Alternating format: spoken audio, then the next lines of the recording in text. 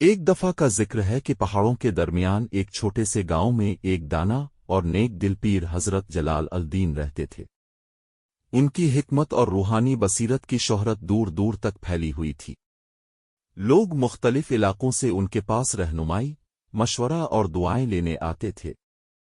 اسی گاؤں میں ایک نوجوان عمران بھی رہتا تھا جو ہمیشہ زندگی کے گہرے معنی جاننے کا متلاشی رہتا تھا۔ حالانکہ اس کے ارد گرد کے لوگ سادہ زندگی گزار رہے تھے، عمران کو کائنات کے راز اور اپنی زندگی کا مقصد سمجھنے کی بے پناہ خواہش تھی۔ اس نے حضرت جلال الدین کے بارے میں بہت کچھ سن رکھا تھا اور وہ ان کا مرید بننے کی تمنا رکھتا تھا۔ ایک صبح عمران نے دل میں امید اور عزم لے کر پیر صاحب کے در پر حاضری دی۔ جیسے ہی وہ دانا بزرگ کے سامنے پہنچا، وہ ان کی موجودگی میں ایک عجیب سکون اور اطمینان محسوس کرنے لگا۔ یوں لگتا تھا جیسے پیر صاحب کی موجودگی ہی دنیا کے تمام غم اور بوجھ کو ختم کر سکتی ہے۔ عمران نے ادب سے جھک کر کہا، حضرت، میں آپ کا مرید بننا چاہتا ہوں۔ میں سچائی اور سمجھ کا راستہ تلاش کرنا چاہتا ہوں۔ کیا آپ میری رہنمائی کریں گے؟ پیر صاحب نے گہرائی سے عمران کو دیکھا، ان کی آنکھوں میں کائنات کے راز جھلک رہے تھے۔ ایک طویل وقفے کے بعد پیر صاحب نے کہا، جو راستہ تم تلاش کر رہے ہو وہ آسان نہیں ہے۔ اس میں صبر، عاجزی اور وہ سیکھنے کی ضرورت ہے جو تم سمجھتے ہو کہ تمہیں آتا ہے۔ کیا تم اس کے لیے تیار ہو؟ عمران نے بے چینی کے باوجود پختہ عزم کے ساتھ سر ہلایا۔ حضرت، میں تیار ہوں۔ پیر صاحب نے نرمی سے مسکراتے ہوئے کہا، ٹھیک ہے عمران، آج سے تمہارا مرید ہونے کا سفر شروع ہوتا ہے، لیکن یاد رکھو یہ سفر سوالوں کے ساتھ جینے کا سفر ہے، جواب تلاش کرنے کا نہیں۔ ہر دن میں تمہیں ایک کام دوں گا اور ان کے ذریعے تم زندگی کی گہری سچائیوں سے جڑنا سیکھو گے۔ اس دن کے بعد عمران کی زندگی بدل گئی۔ پیر صاحب جو کام اسے سونپتے وہ بظاہر سادہ ہوتے، لیکن ان میں غیر متوقع چیلنجز ہوتے۔ ایک دن پیر صاحب نے اسے کہا کہ وہ روزانہ ایک خشک درخت کو پانی دے۔ عمران حیران ہوا، حضرت، یہ درخت تو مر چکا ہے، یہ کبھی پھل نہیں دے گا، میں اس پر پانی کیوں ضائع کروں؟ پیر صاحب نے پرسکون لہجے میں جواب دیا، جیسا کہا گیا ہے ویسا کرو، وقت کے ساتھ تمہیں سمجھ آئے گی۔ ہفتے مہینوں میں بدل گئے اور عمران مسلسل اس مردہ درخت کو پانی دیتا رہا۔ آہستہ آہستہ اس کی مایوسی قبولیت میں بدل گئی اور پھر سکون میں۔ اسے سمجھ آنے لگا کہ درخت کو پانی دینا درخت کے لیے نہیں بلکہ خود اس کے لیے تھا۔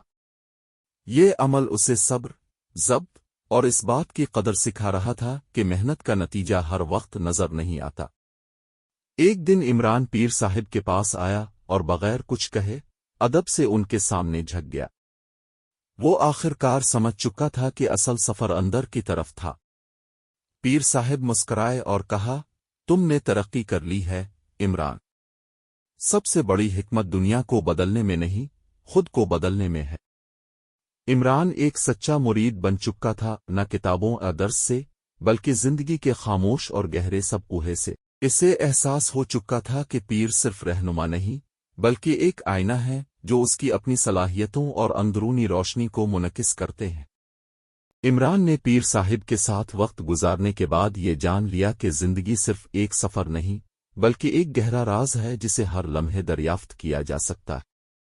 تاہم جیسے جیسے وہ آگے بڑھا، اس کے دل میں مزید سوالات جنم لینے لگے۔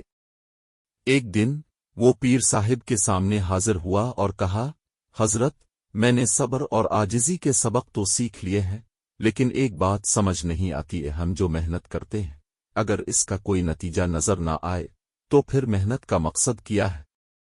پیر صاحب نے مسکراتے ہوئے جواب دیا، محنت کا مقصد ہمیشہ نتیجہ نہیں ہوتا عمران۔ کبھی کبھی محنت خود ایک عبادت ہوتی ہے اور وہ تمہیں اندر سے مضبوط بناتی ہے۔ جیسے تم نے مردہ درخت کو پانی دیا، اس کا مقصد درخت کو زندہ کرنا نہیں تھا بلکہ تمہارے اندر کی بے صبری کو مارنا تھا۔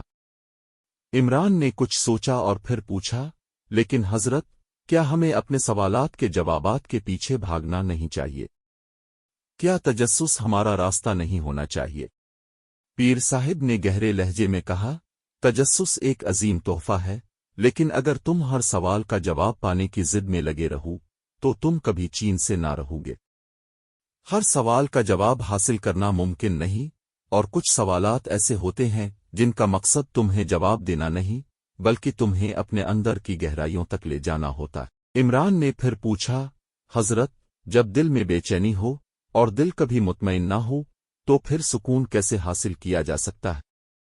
پیر صاحب نے آسمان کی طرف دیکھا اور کہا، سکون تمہارے دل میں ہمیشہ موجود ہوتا ہے، لیکن اسے پانے کے لیے تمہیں اپنے اب سے فرار نہیں بلکہ اپنے اب کی طرف پلٹنا ہوتا ہے۔ بے چینی اس وقت آتی ہے جب تم اپنی خواہشات کے غلام بن جاتے ہو۔ جب تم خود کو چھوڑ دو، اللہ کی رضا کو اپنا لو، تو دل میں سکون خود بخود اتر آتا ہے۔ یہ سوال و جواب کا سلسلہ کئی مہینوں تک چلتا رہا۔ ہر سوال عمران کے دل میں ایک نیا دروازہ کھولتا اور ہر جواب اسے اپنے اندر کی دنیا کی طرف ایک قدم اور قریب لے جاتا۔